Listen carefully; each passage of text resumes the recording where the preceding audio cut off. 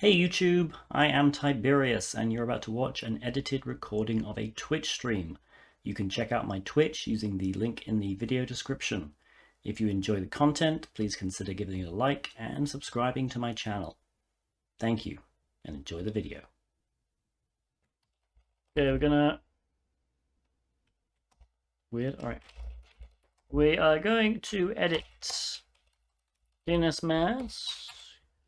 Celestial. Look. Pardon me. Celestial.hackthebox. Okay. To do service DNSmasq restart. And now we should be able to go celestial.hackthebox. Good. Okay. Can use all the recon, and we're gonna say celestial. Right, there we go.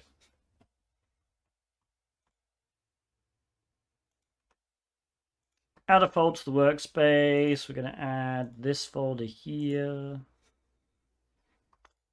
and see what we get. All right, so we got HTTP on port 3000. Interesting. I'll open a browser. My goodness, 44,000 go to your Horizon looks? Oh, wait a minute. And 5 others. I was going to say, that's a heck of a gamble. Celestial.hackbox on port 3000 would help. 404.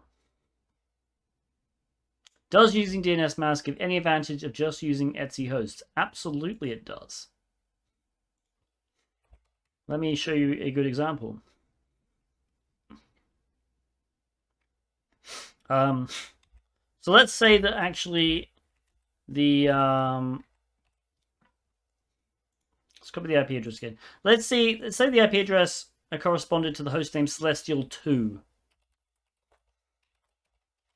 Okay, so let's go to Etsy hosts. And we put it in here, we would do celestial2.hackbox, right? Now if we do celestial2.hackbox,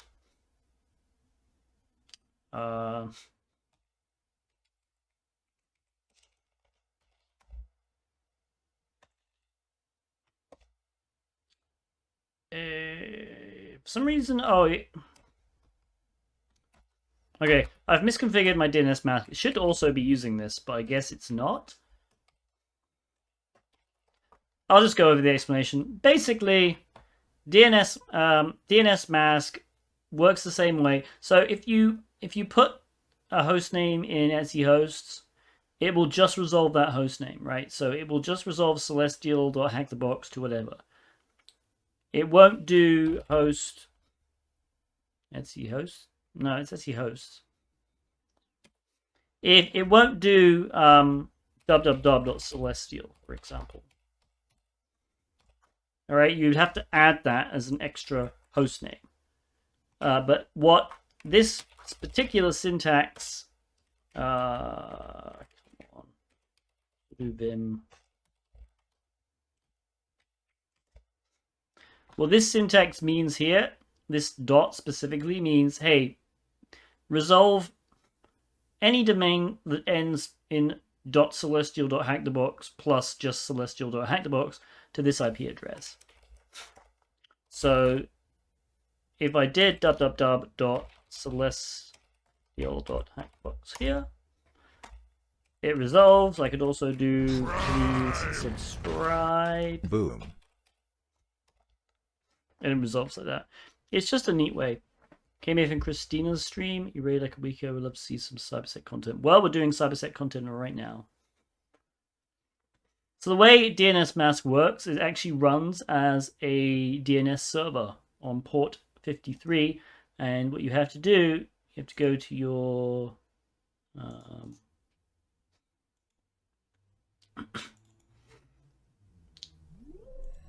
Thank you for following. Basically, when you're setting up your wired connection, you set your name, you'll set your DNS server down here to localhost, and then it should use DNSmasq for every single domain thing. So the way it works is these top two lines basically are the defaults. So if it doesn't find a rule down here, it will just default to asking 1.1.1.1 and 1.0.0.1, which are the Cloudflare DNS servers. Okay. However, I thought it also Etsy hosts.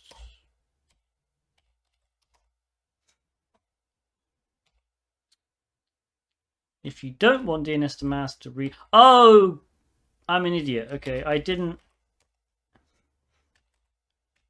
reset DNSmasq afterwards. So the problem is, yeah, DNSmasq will prevent your system from reading Etsy hosts as well. Attempt to find an address before it attempts to serve it. Exactly. And you can also do fancy stuff, like, for example, these are addresses. So basically, hey, if you request a domain that ends like this or is this, give this IP address, it resolves to this one. If you do server with the same syntax, any domain name which ends in like .labs here, for example, will use this IP as the DNS server. So if you know, so for example, like on my home network, if I have a host name that ends in .tibsec, it will ask my actual router, right, at 192.168.1.1, what that IP address, what that host name resolves to. Okay. So it works both ways. You can either specify an absolute IP address to resolve to, or you can specify a IP address to go look up the name. All right, so we've got a 404 here, which is a 200 powered by Express, and it gives us a profile cookie, which is interesting. With this, oh, you can't see that.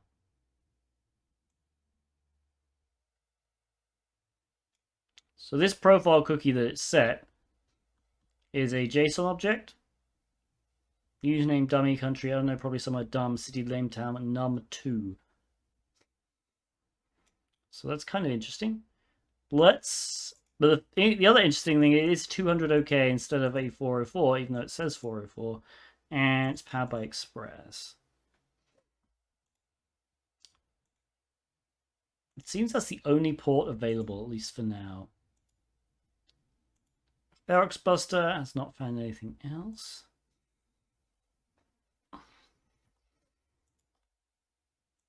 Let's have a look down here. Node.js Express framework. Okay. vhosts.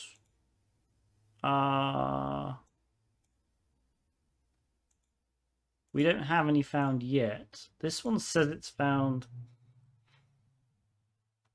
I honestly doubt this.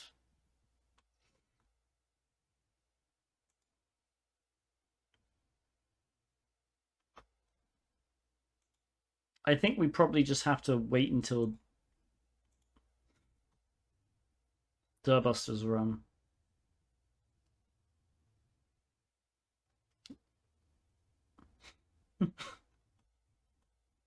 Attempt to find an address before it attempts a server? No, it depends on which rule comes first.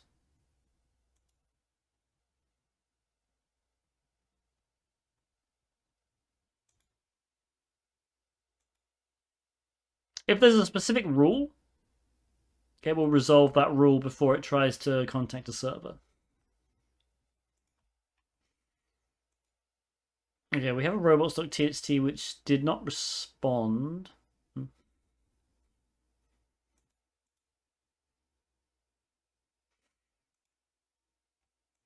This is interesting. I imagine there just has to be... We have to just find a directory. I guess we could try searching ourselves, so like something like admin. Cannot get admin.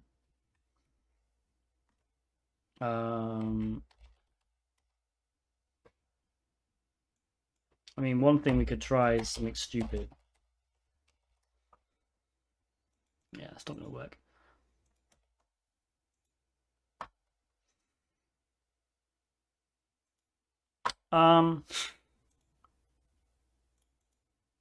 Okay.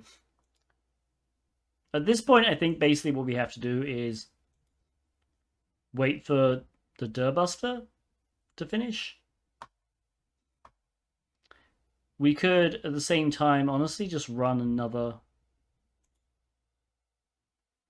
Ferox Buster.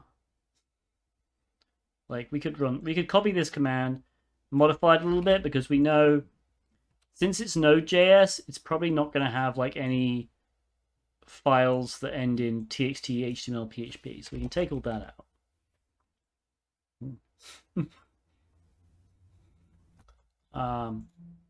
So yeah, honestly, we could just run this. So we might just do that, assuming that we haven't got anything else.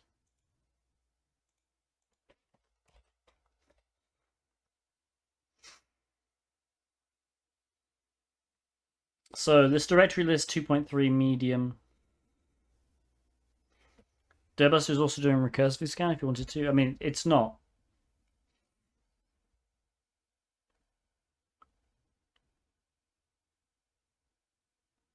Auto recon doesn't do recursive by default. You can enable it. The other thing we could probably also try is just running a port scan again, see if there's any ports that we maybe just missed the first time. So we do nmat-pn-p- and then do celestial.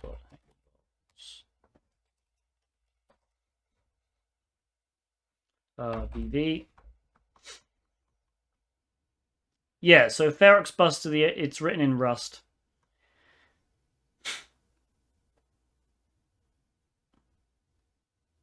So it's a clever reference.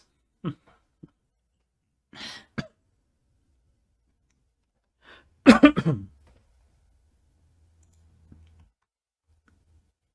so fanport 3000, always good.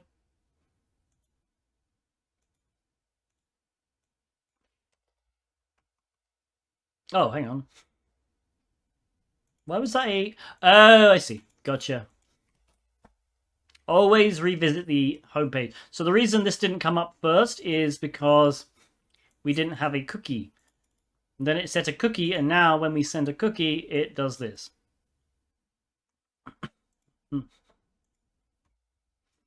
Alright, that's clever. Okay, so we can set this to repeater, Control R.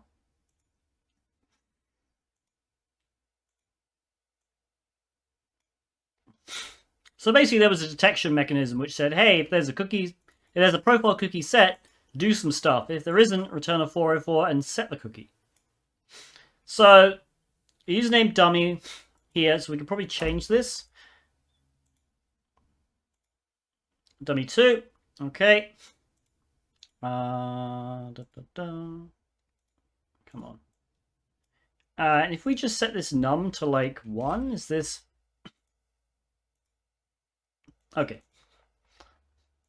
So what does this scream out to me immediately, chat? Those of you who've watched my web app stuff before, what does this scream? It's like it's dancing. Oh, Jesus, I can't even speak now. It's dancing naked in front of me right now. Which web app vulnerability am I going to try next? SSTI, exactly.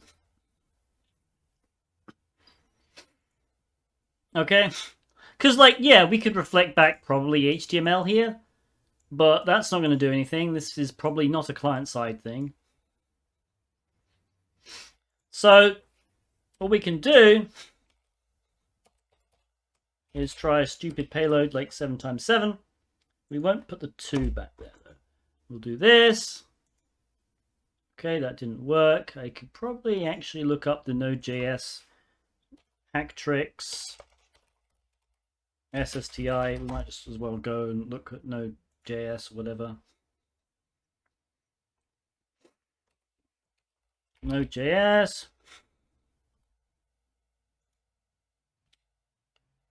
I mean, there's a few of them here, I guess, but oh, God, I really hate this. 7 times 7 is what I had, so it's not that.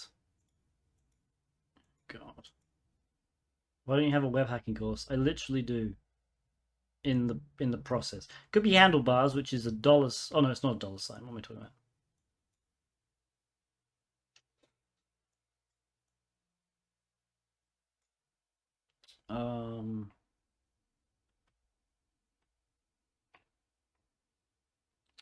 Let's go back to the start. Node.js. Okay, Node.js uses this syntax. I don't technically have one, but like I've been working on it for like 3 years now.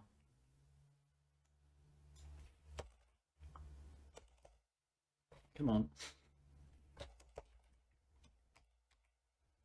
7 times 7. Oops. Let's try this. Okay, not there. I guess what I should do is also put the payload here.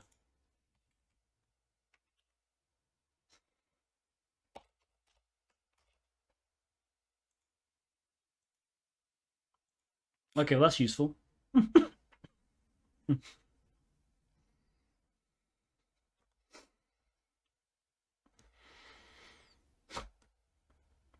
Cookie parser, blah, blah, blah.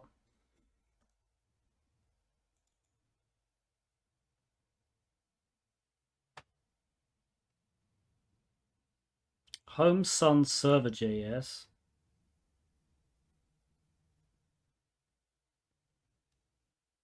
Yeah, that doesn't actually give me much information, to be quite honest with you.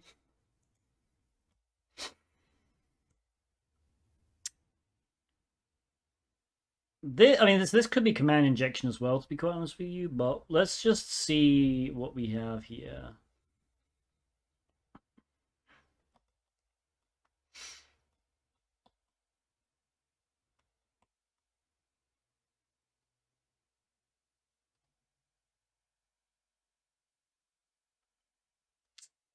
Handlebars definitely has some stuff though. SSTI. Payloads all the things. I should really just start using payloads all the things. It's often much better.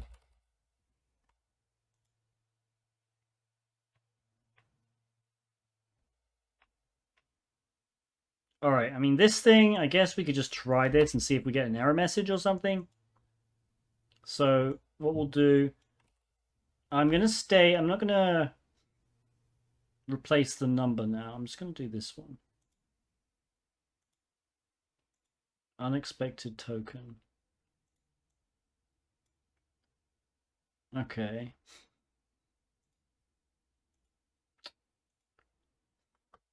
With SS string, I'm just gonna do maybe just this actually.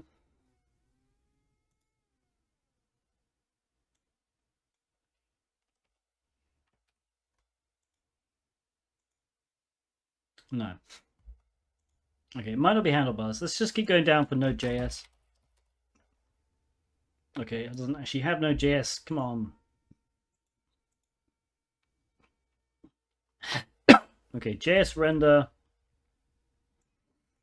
What is going on here? This is like received. Dispensing gratitude. Gratitude dispensed. I swear Hacktrix is just broken. Omnidina, thank you for the subscription.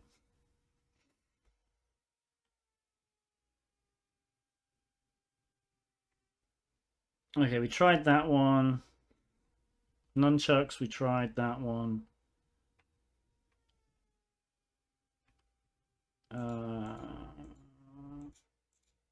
Okay. So it's potentially then something to do with this number. Like, can we just do an A or something? No. Ah, eval. There we go. Boom.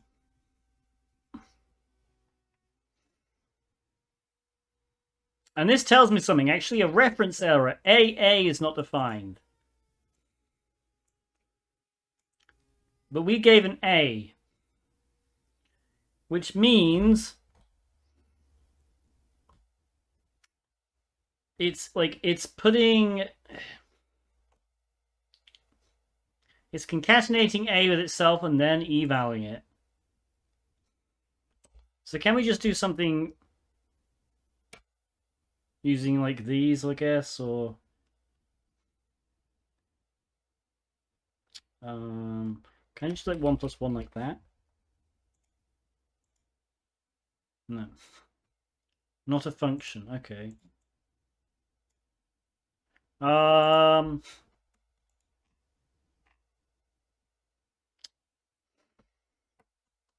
Where is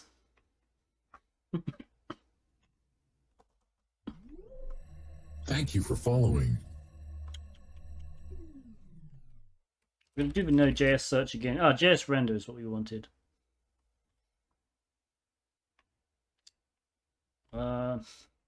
Or is it? No, it's not. We just need Node.js code, actually. So we need a Node.js command execution.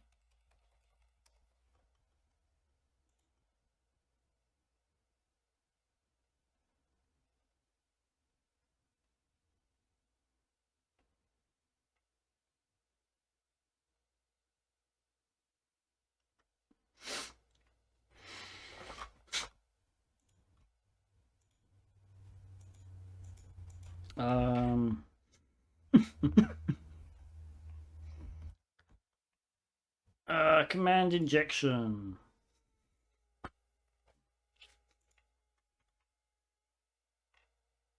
Or perhaps not.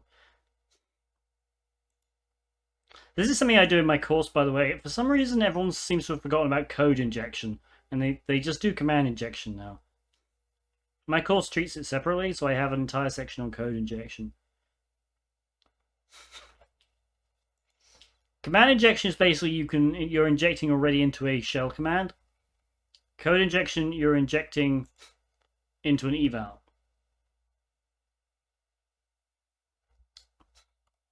I just need to figure out I'm just not very good with Node, honestly. So Node.js eval command execution.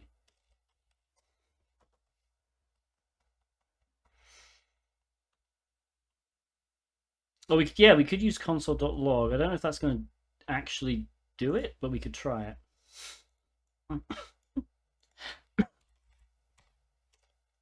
We try console.log test.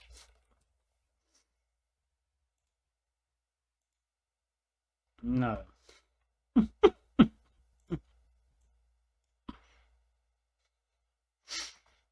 Okay.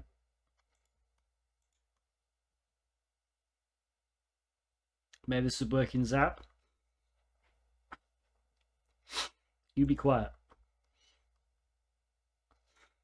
Put your coins where your mouth is if you really want me to use Zap.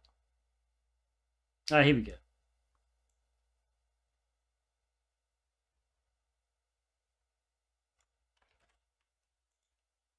So what we could try is this.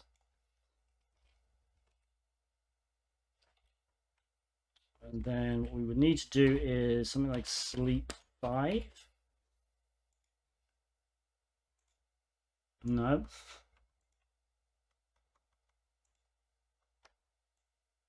Is that bad? Yes. It's just awful.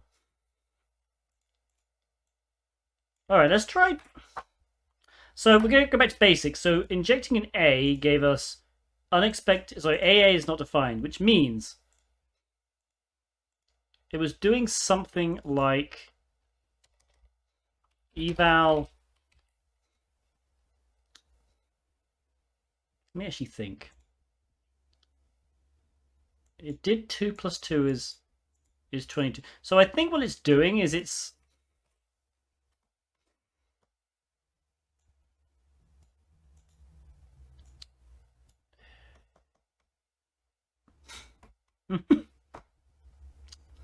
yes, okay.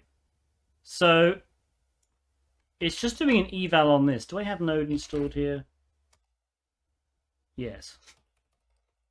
So if I do eval and we put the string like that, but basically these are both strings. Okay? So what's happening is, because my input here, because this number is technically, this is a string, right? I think if I made this a 1 like that, yes, 1 plus 1 equals 2. That works, okay? But because if we put it in a string, okay, we get 1 plus 1 is 11. So what's happening is, instead of just passing the values like, well, they are passing the values like this, basically. But because those 1s are actually strings when they get passed, you get this instead. Okay? The question is, can we, like, we eval a string? So if we eval just like 1 with a, like that, if I just do that, yes, okay. All right, this is useful. Basically, what this did by doing this, what I effectively did is this. Okay. Which looks weird, but actually, so it didn't actually do this technically. Ignore that. But quit. Whatever. So it basically did this, kind of. Which means when it evals this statement, this comment is going to just comment out everything there. So we now know how to just get one thing here, okay? So presumably now what I can do is do console.log or something, maybe? Oh god, I hate that. Console.log, and then test, maybe? We'll see. Undefined, okay, that's okay. We didn't get an error that time, though. Can I do... Let's do the return just the word test, maybe? Oh, can you see this? Yeah, you can. It's just above my head. All right. No, legal return statement. Okay. But if I just put the word test there, I think that should work. Yes, okay. So we should now just be able to do our regular this thing. But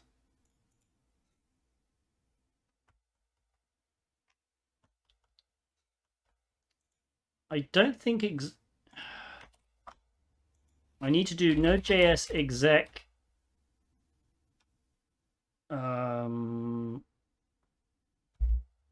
sync, I think. So I think the issue is if I ran... Okay, so I mean, I'll show you what I mean. I'm pretty sure if I do the require child underscore process dot exec sleep 5, it won't error out, but it won't sleep for 5 seconds. Why won't it sleep for 5 seconds? Anyone know?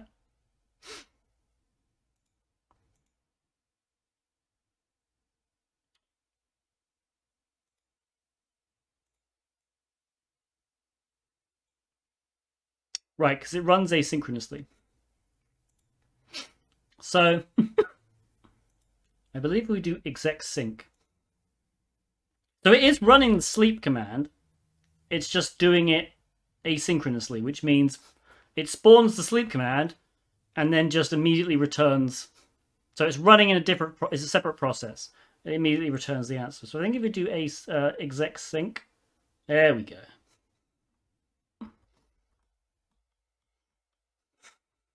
That worked. So the way you can get around that, by the way, if you forget, is do something that gets around the fact that it's spawning something else. So, for example, if we were to spin up a quick Python web server, yeah, here we go, 4444. So what we could try and do is get a command like curl, and then we do http 10.10 14.118 4444, and then it will return immediately, but we get a hit. Okay, so there are basically three types of command injection or code injection, I guess, at least in terms of detection. So there is, I'm going to call traditional, which basically returns the result to the response. Okay, so in this case, basically it executes the command. So let's do we run who am I, and it returns Tiberius. Okay, in the response. There is inferential, also known as blind, but I try not to use that anymore. Inferential, which does not return the result, but runs the command synchronously. Is that a word, synchronously? Okay, which means the response can still be technically altered using like a kind of like a side channel or timing attack, which means you have to use something like sleep. So if you sleep 5, response takes 5 seconds to return. Okay, and then there's the final, which is, you can call it like super inferential or out of bound, out of band, right? Which is basically same as above, but runs the command asynchronously. Okay, so effectively, you could send sleep 5, but what it's going to do, it's going to spawn a separate process to run sleep 5. Okay, and then immediately return the response. Meanwhile, sleep 5 is just executing on the server. Technically, it's executing. It's got nothing to do with the actual response. And so the only way you can detect these is you have to make an out of band. I keep saying out of band command. So that could be using host to look up a collaborator domain if you have access to Burp Suite. It could be a curl to a web server. Okay, it could even be like a netcat connection to some server. All right, so basically the idea here is you have to force the box to reach back to you in some way, or reach back to some place you can detect out of band. Okay, so those are the three types, and as you can tell, they all use different methods. Technically speaking, you can use this for like anything, right? So if you're in a pinch, you could always try using curl or looking up a DNS thing, right, on any of these, like as just a general rule, right? Because technically this one should work for everything. The problem obviously is, will it actually run this command? Like, it's often just nice to run who am I and get a result, or it's nice to run sleep and get a result. So the only reason I knew this would return is I knew that the exec command in Node.js is basically asynchronous. So a sleep wasn't going to work. How do you exploit the blind one? So, I mean, you could run, I mean, technically, so you can run any command, right? So you could curl and send your commands that you want, like the results, via the web server, right? Or you could just get a reverse shell, honestly. I mean, let me show you, actually, probably an easier way of doing it. I wonder if, so curl is on here. So if I do exec curl, now does this run in bash? I'm not sure if it runs in bash, but we'll see. Oops. So can we do C equals, who am I, like that? Probably not. Maybe. Yeah, we can. So this actually runs in a shell. So what I'm doing there is I'm using these. Can you see that? You can't. I gotta keep remembering to do that. So we're in a shell right now. This is a shell command here. So I can use backticks to run subcommands. I could also do this by using a $sign and enclosing the command in parentheses. If I put ID in there, send it.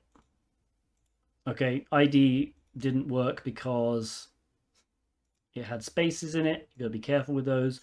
So if we did ID and put it through base 64 -w0, I think should work. Or not. Oh, did I forget a backtick? Yep, thank you very much. That's why. Nope.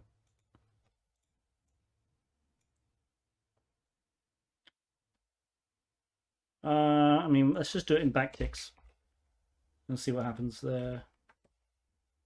That should technically work. I mean, unless base 64 is not enabled. Never mind. Anyway, let's just get a reverse shell. You have to play around with these things.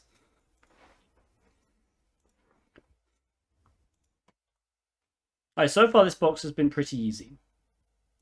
What am I doing? I need to do rev shell gen. Oh!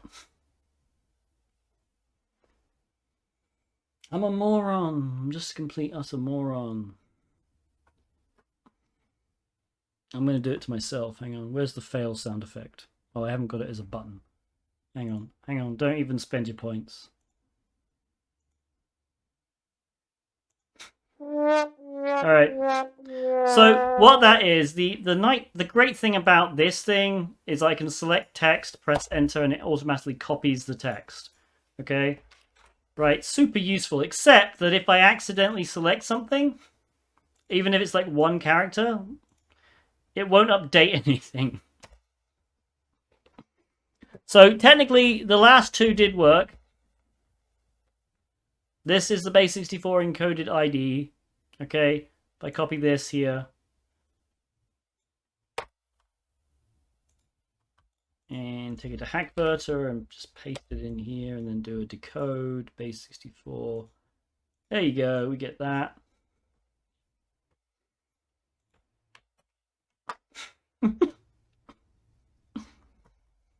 Yeah, I was just wondering why the hell the others weren't. Okay, so rev shell gen. We'll do bash, screw it. 10 10 14 118. So we should just be able to run this. We are in a bash shell already. Let's do netcat repeater. So we can just put it in here like this, regular. I just need to make sure there aren't any weird characters. Okay, that looks fine. Send. And it did not work.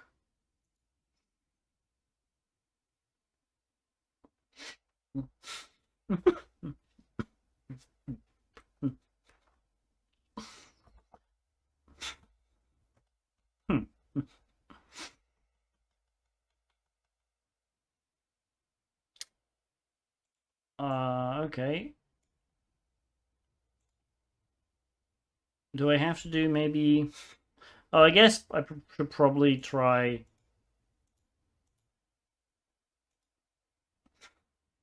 Let's just try which bash. Let's do Python again.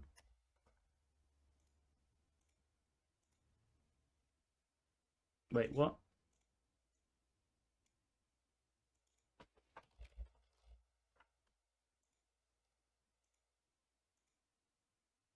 Bin bash is there. Did I just not...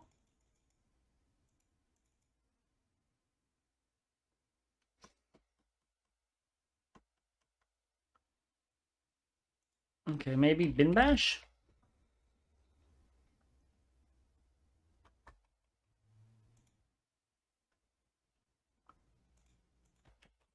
Sometimes I guess this one hasn't worked for me in the past. Alright. We're going to use ref shell gem. We're going to use the...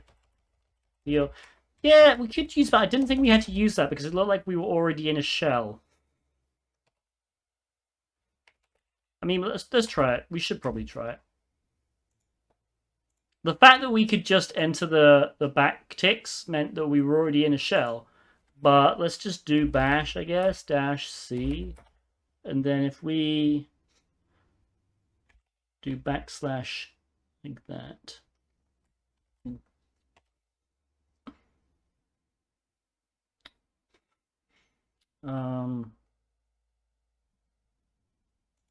I don't know if that's going to work. No, I need to do double backslash.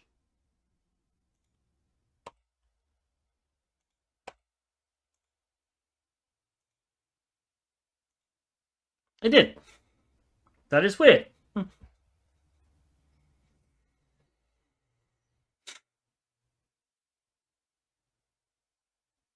In a dash content. Oh, maybe, yes.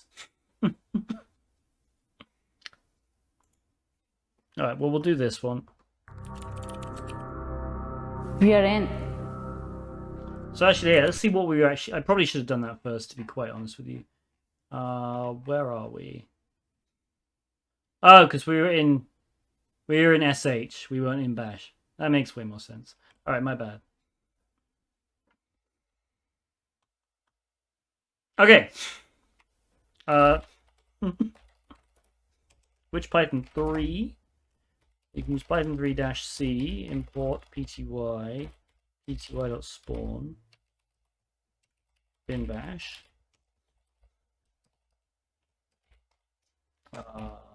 Yep.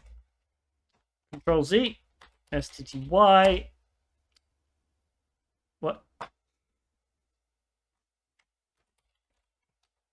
That's what I want to do there. Okay, good. So now we do STTY cols 38. No, 178. 172. STTY rows 38. Export term equals x term 256 color. Okay, now we can just do Control C. This kind of how easy bash can open a reverse shell just in general. Oh, like there's tons of ways, yeah. Okay. So let's do now /LA. We don't have a... Oh, we do have a user flag, so we cap the user flag. Lovely. Let's mute this tab and submit the flag. Okay, so that was really quite easy. Very easy, I would say.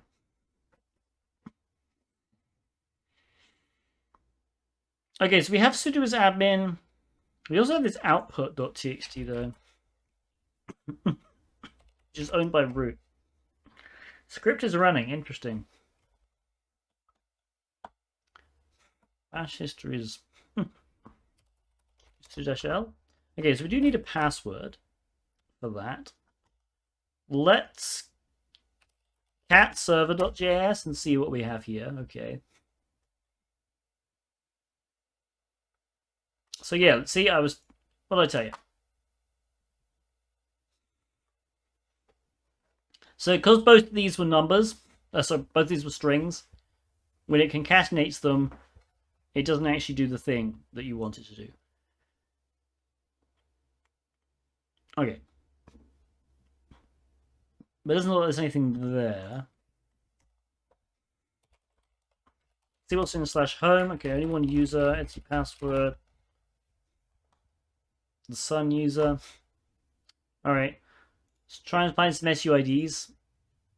But the script running thing suggests that it's going to be a cron job or something.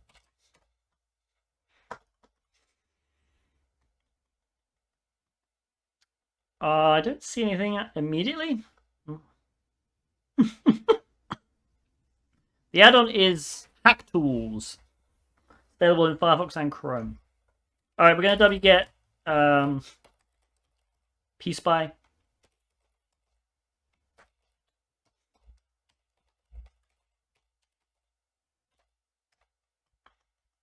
Meanwhile, we're actually going to look in .ssh and see. Oh, there's no. There wouldn't be because there's no SSH on this server anyway. All right, we chmod +x, and we're just going to run pspy for a bit and see what happens. I imagine in 30-ish seconds we're going to see what the user is running. The root user.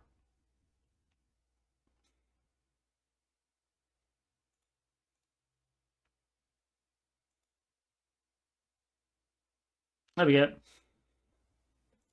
Okay, so interestingly, there's actually a few things here. Let's copy all of this. Cancel out that. Alright, so all of these are running as root. We're not molding, actually, no. So it runs some document script and outputs it into output.txt, then copies root script into this. Wait a minute, this is just going to be easy, right?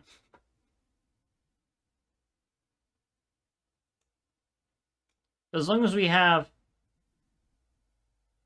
It runs this first, so we should have write access to this. Even though it copies the root script over the top of it.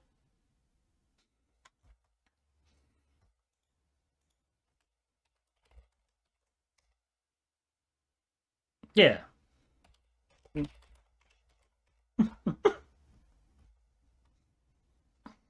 Okay.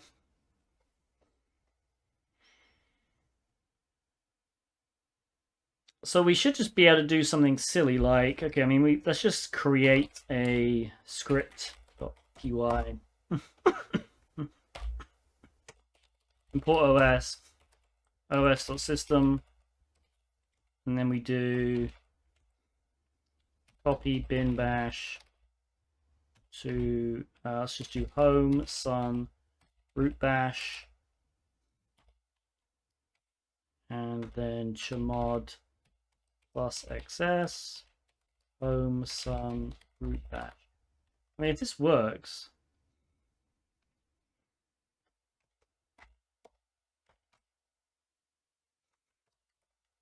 All right, so we have to wait another.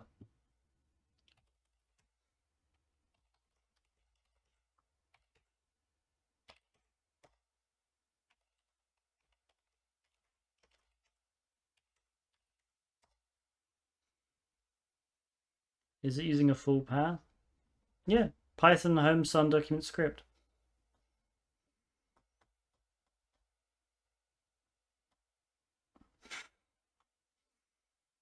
Basically, this should just get the root user to, because the first thing it does is it just runs the script, then it copies the root script.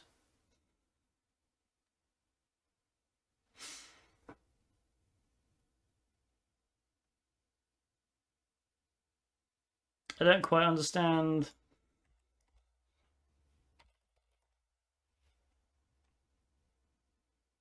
But we don't have a root bash.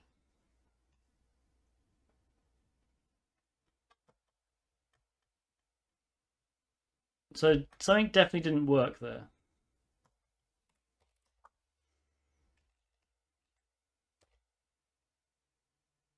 Oh, hang on.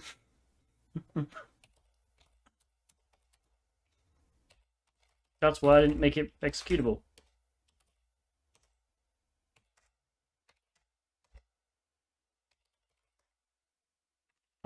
Which is nice, because that means...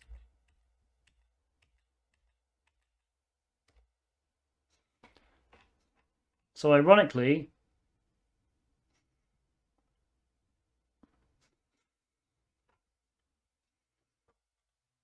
I don't know why it didn't do this bit, actually. That's kind of weird. Let me just make sure my... Yeah, still there. Okay. Root bash still isn't, though.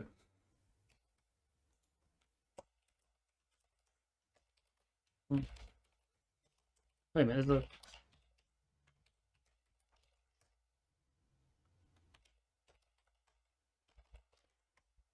Okay, they're the same.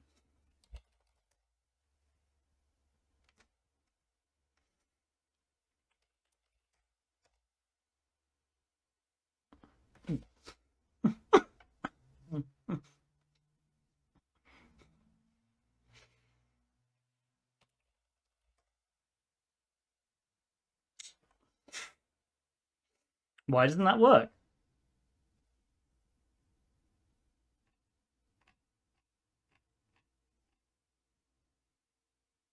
Unless it runs every 5 minutes and it's just being silly. At which point it would have run now.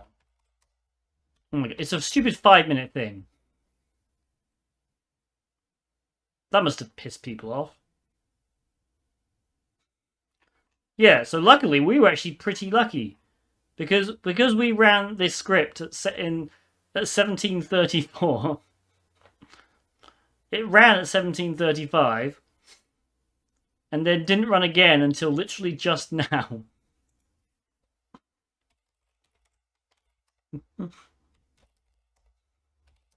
That was a medium. That was actually a pretty decent medium for a hack the box machine, unless there isn't a root.tip. There is.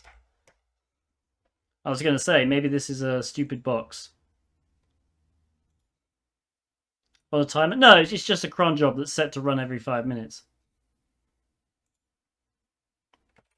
I mean, that was also very easy.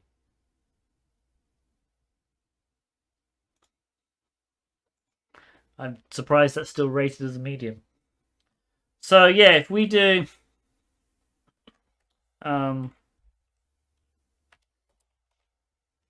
what is it? Var spool cron tabs root. Yeah, here we go.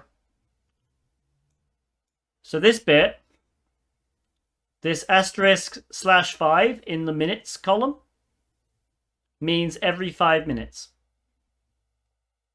If it was just an asterisk, it would mean every minute. I hate when people do this. You shouldn't. If you're doing yeah, it's more realistic because obviously nobody runs a script every minute usually. But if you're doing a CTF box, just do it every minute. Don't piss people off. On the screen are my socials. Please follow me on Twitter, join the Discord server, subscribe to my YouTube channel, and of course follow me on Twitch to get alerted when I go live. You can also find all these links in the video description.